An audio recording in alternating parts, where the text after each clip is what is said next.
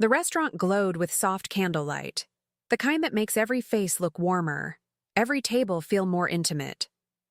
I sat across from Mark, my heart lighter than it had been in weeks. Life had pulled us in different directions, but tonight felt like ours again.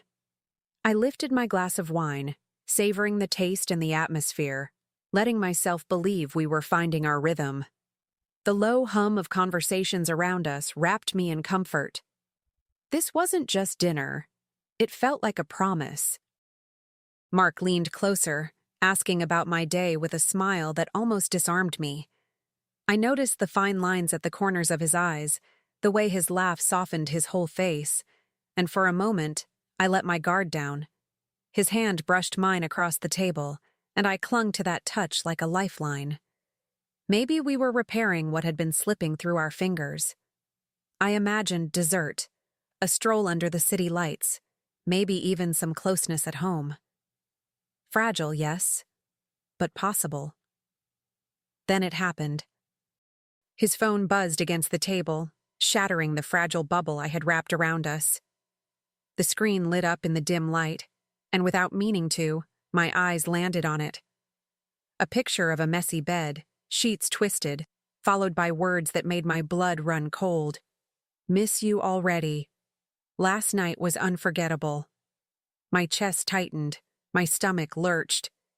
In an instant, the sweetness of the evening soured into something sharp and bitter I couldn't swallow. I froze, glass still in my hand, as if moving might make the words disappear. My throat tightened, but I forced my face to stay calm, pretending nothing had happened.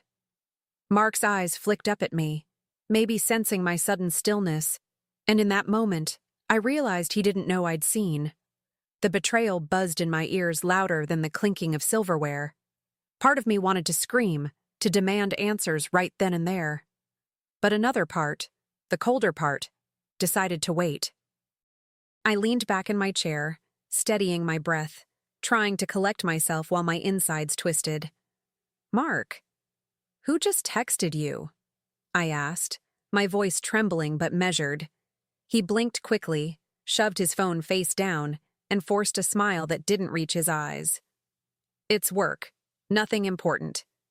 His answer hung between us, heavy and false. I studied him, the way his jaw tightened, the way his fingers drummed nervously against the tablecloth. He was lying, and we both knew it. "Work sends you pictures of beds?" I pressed, my tone sharper now, though I tried to keep my composure. His eyes widened, and for a second he stammered, caught between excuses. "You must have misread," he muttered, his voice cracking just enough to betray him.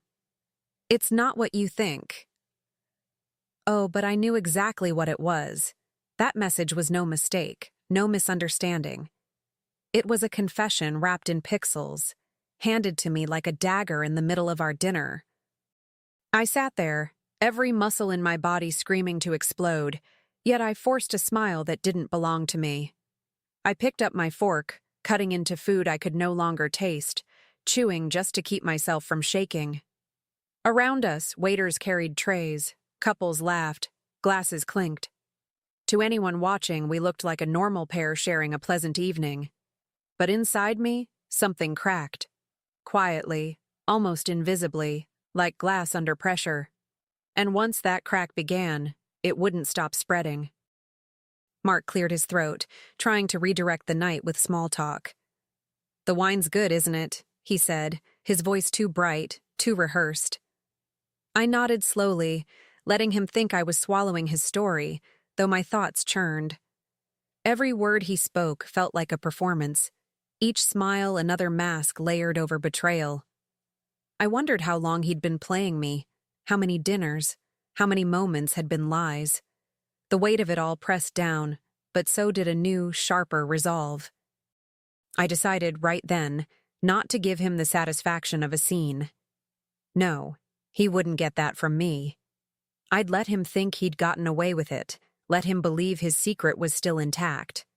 But in the shadows of my silence, I was already planning. Because that message wasn't just a mistake, it was a door opening, and I had no intention of letting it close again. Not until I walked through it and made sure he understood exactly what it had cost me. The ride home felt endless, though neither of us said much. Mark hummed along with the radio like nothing had happened, while I stared out the window, my reflection in the glass colder than I remembered. I clenched my hands in my lap, rehearsing the questions I wanted to hurl at him, then swallowing them back down. He thought my silence meant surrender. He thought I was too fragile to face the truth. But the truth had already carved itself into me, and I wasn't about to let it go. When we finally walked through the door, he kicked off his shoes, loosened his tie, and acted as if the evening had been uneventful. I followed him with steady steps, watching every move. I waited until he went to the kitchen for a drink, then picked up his phone from the counter.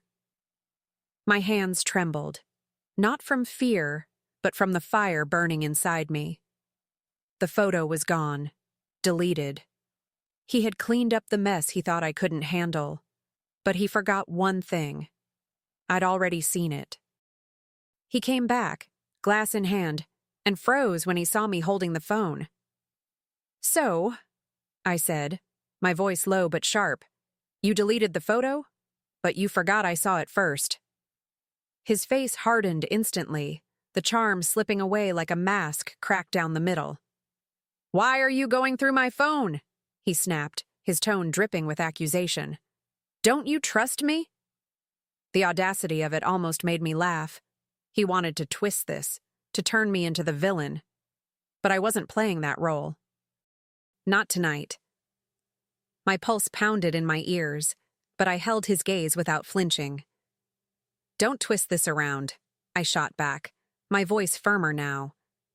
"While I sat across from you at dinner, she was texting you from our bed." The word bed felt heavy, bitter, and deliberate. Mark's jaw tightened, his hand gripping the glass so hard I thought it might shatter. He wanted to deny it, but he couldn't. The evidence wasn't just digital, it was etched in his reaction, in his fear of being exposed.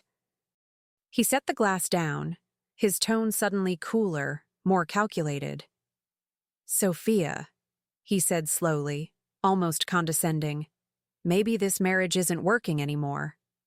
The words sliced through me, each one a dagger aimed at the woman who had sacrificed, forgiven, and tried to rebuild. For a split second, I felt my chest cave in, the air knocked out of me.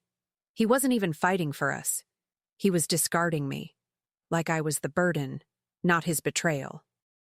That's when something inside me shifted from pain to steel. I looked at him, my heart breaking, but my mind sharpening. His betrayal had gutted me, but his cold dismissal lit a fire I hadn't felt before. If he wanted out, then fine. But he wouldn't walk away unscathed. I wouldn't let him rewrite the story to make me the fool. That night, as he walked away from me, muttering excuses and half-truths, I made myself a quiet promise. If he thought he had the upper hand, he was about to learn otherwise. I lay in bed that night, staring at the ceiling, the silence pressing down on me like a weight. Mark slept beside me, or at least pretended to, his breathing heavy and even. I wanted to reach over, to shake him awake and demand the full truth, but I held back. He had already shown me who he was. My tears burned, sliding down into my hair. But even through the ache, one thought anchored me. He wasn't going to get away with this. I thought back to the years we'd built together, the sacrifices, the late nights I'd spent waiting for him, the way I'd defended him when others doubted. All of it suddenly felt like bricks in a house he had set on fire. But instead of running from the flames, I decided I'd learn to use them. The woman he thought was fragile, naive, too trusting, that woman was gone. In her place was someone far more dangerous. Me, with clarity sharper than I'd ever had before. As dawn crept through the blinds, I rolled onto my side, studying his profile in the pale light. He looked peaceful, unaware that everything had shifted. My chest still ached, but beneath the pain, a strange calm settled in. He might think the mask was still intact, that his secret was buried with that deleted photo. But I had already seen the cracks, and through those cracks, I was ready to dig until the whole thing collapsed. The days that followed were a masterclass in silence. I smiled when I needed to, cooked dinner, laughed at his half-hearted jokes. But inside, I was watching, waiting. If Mark thought his little secret would stay hidden, he underestimated me. I started with the basics, his phone records, the late-night calls that stretched far longer than any work emergency ever should. Each number, each timestamp painted a picture clearer than words could. He wasn't just lying, he was sloppy. Then came the bank statements. Dinners at places we'd never been together, hotel charges in cities he claimed he'd visited for meetings.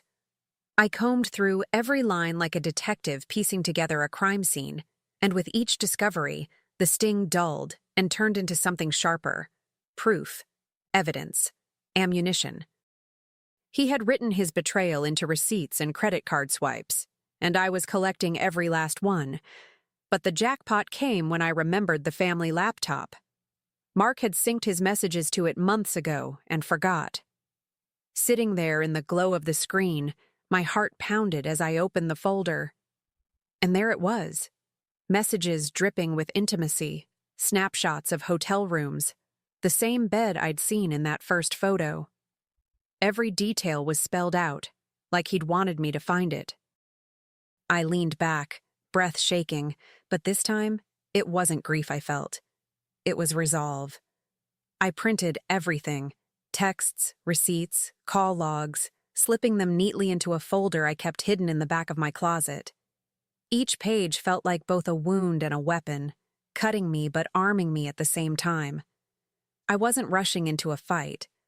No, I wanted this to be airtight, undeniable. I wanted him cornered with no room to twist the truth. Revenge, I realized, wasn't about shouting. It was about precision. One evening, over coffee at Claire's kitchen table, I finally let someone in on the storm I was carrying. "He doesn't even hide it well," I whispered, sliding the receipts across to her.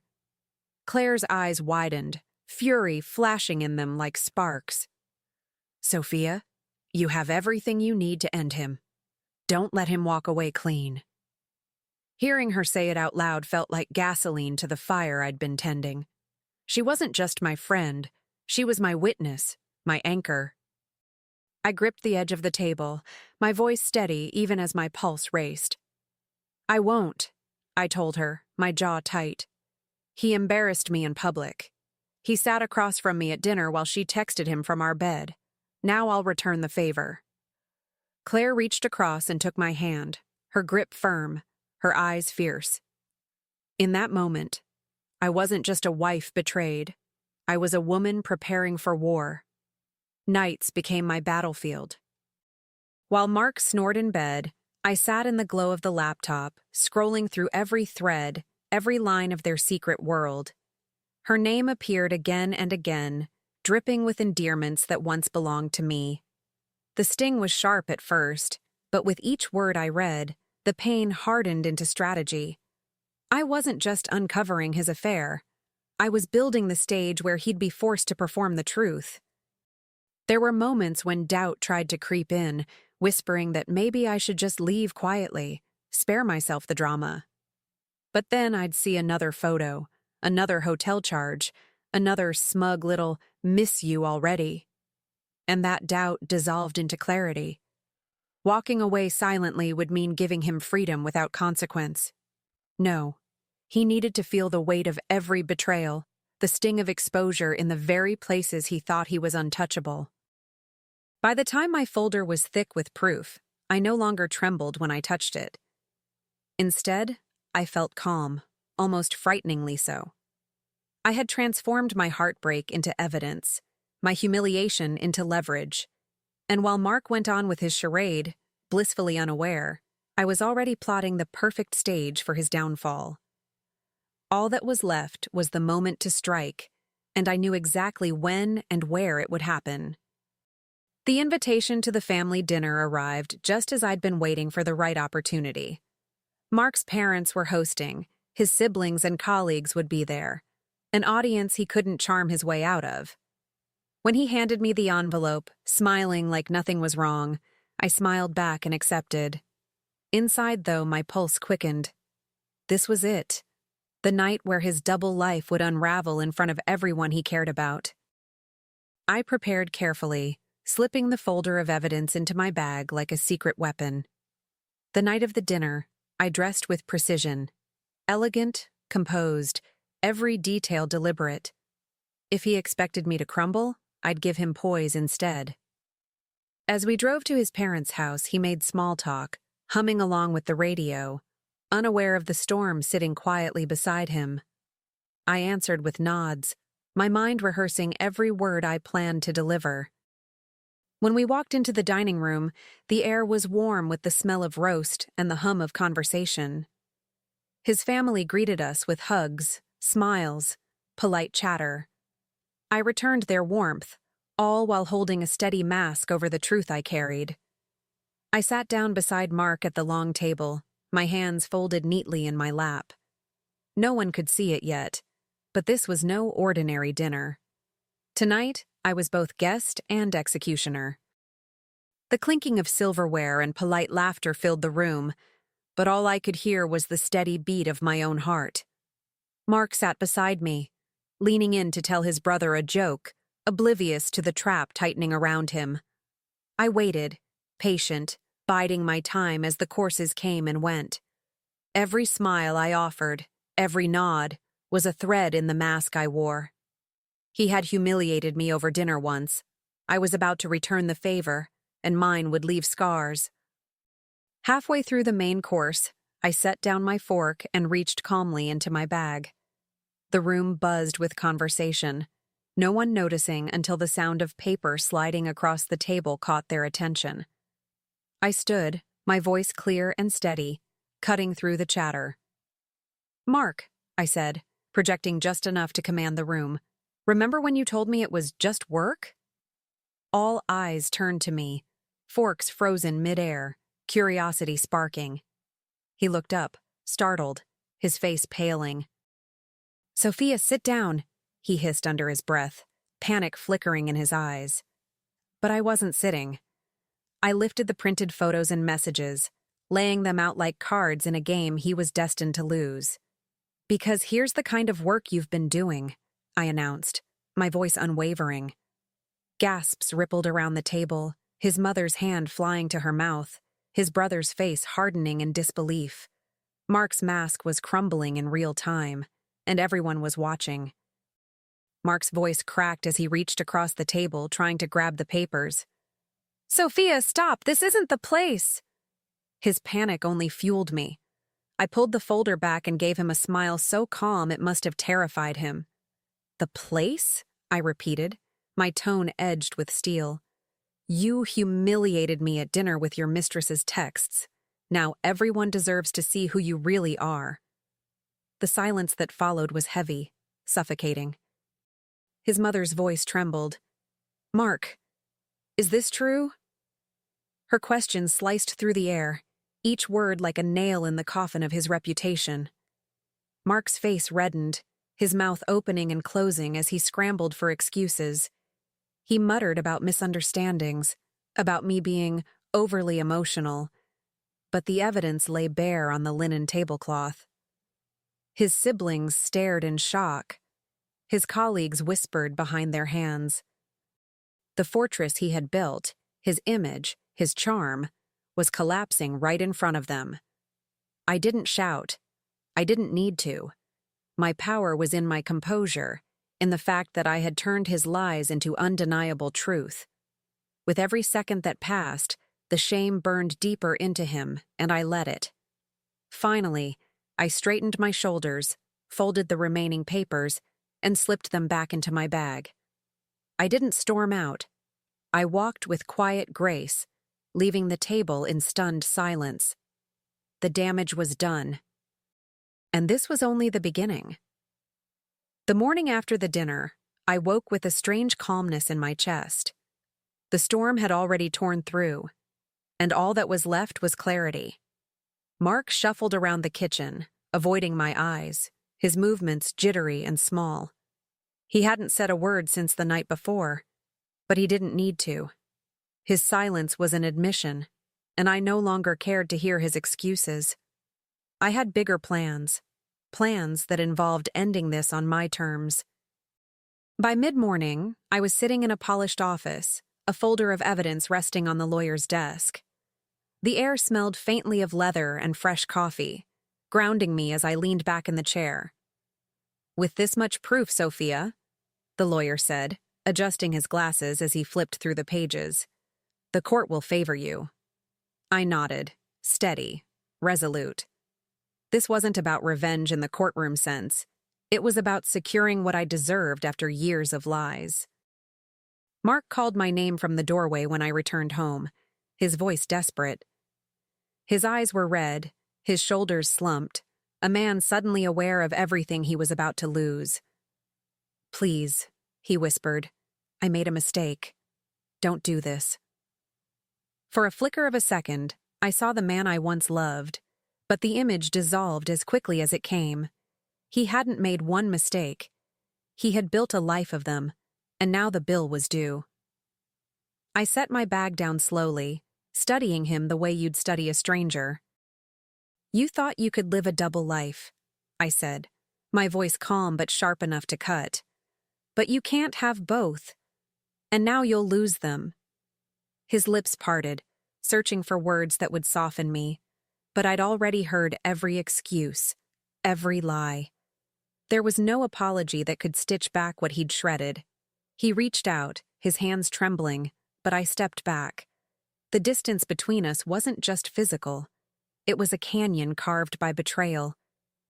I thought about the years I had given, the trust I had poured into him like water into a cracked vase.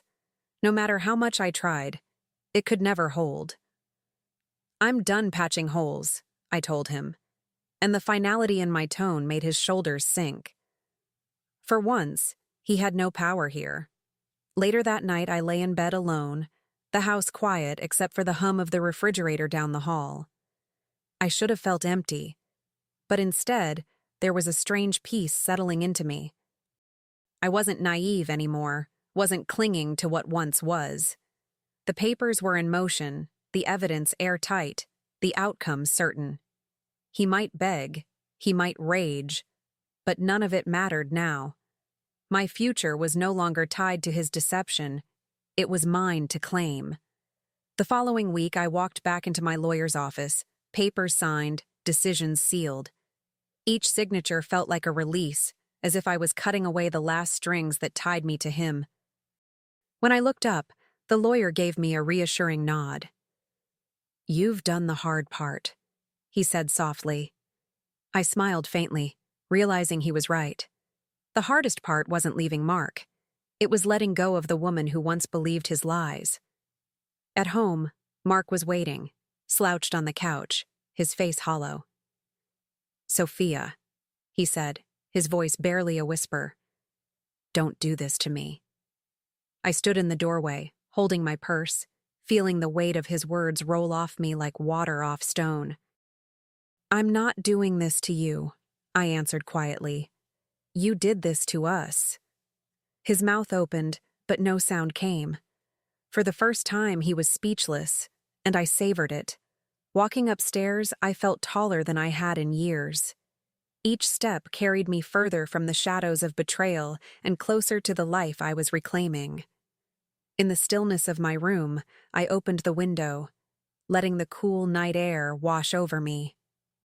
The chapter with Mark was closing, but the story of me, stronger, sharper, freer, was only just beginning. And deep down, I knew his downfall was the beginning of my rise. Months later, I found myself back at the same restaurant where it all began. But this time, the weight in my chest was gone. I wasn't sitting across from lies and betrayal. I was surrounded by friends, their laughter filling the air like music. The flicker of candlelight no longer mocked me. It warmed me.